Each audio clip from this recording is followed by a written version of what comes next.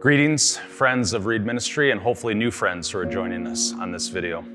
We are very saddened today about all the events that are taking place in Ukraine.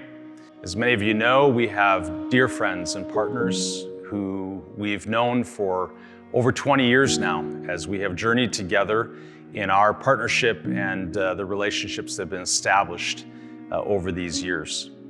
We want to share with you today the problem, the perspective, and the plan. We want to let you know that there are three ways that we are hearing from our partners. One is those that are staying put and trying to help others that are on the move, those that are literally on the move today. We have some of our dear friends who are transporting family members to safe places in Western Ukraine as I share this video.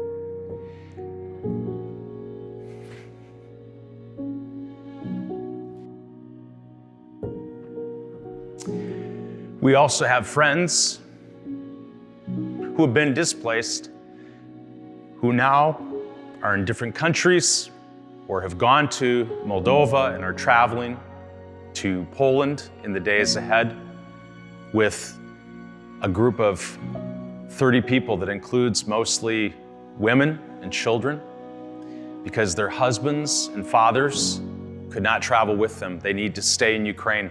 They need to be available in Ukraine. Anybody age 18 to 60 cannot leave the country, any men. So we know many of these families have a father or a husband or a son or a brother who they are now separated from. The problem is real, the problem is critical, and the problem has great ramifications. I'm going to have Bill share with you a perspective on this problem right now. The horrific events that have transpired this past week in Ukraine have forced many of us to go to the scriptures to get some kind of perspective from God's word on what's going on. And in recent days, I've found some perspective and thinking again and being guided by the scriptures to think about the rest of the Christmas story. The Christmas story didn't end with Silent Night, but it continued with Night of Terror for Mary and Joseph and baby Jesus. Wicked King Herod was determined to have no rival. And Satan stirred up his heart to wage a war against God's anointed, and he slaughtered innocent children in Bethlehem that were 2 years of age and younger. To escape this night and reign of terror in Bethlehem, Mary and Joseph took baby Jesus and fled out of their native land to Egypt.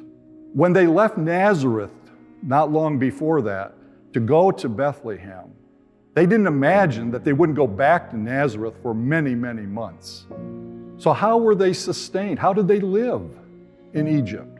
Maybe Joseph got a job as a carpenter, but I believe that the wise men who came from the east, being guided by God to come and worship Jesus, those gifts of gold and frankincense and myrrh were taken easily down to Egypt and converted to cash.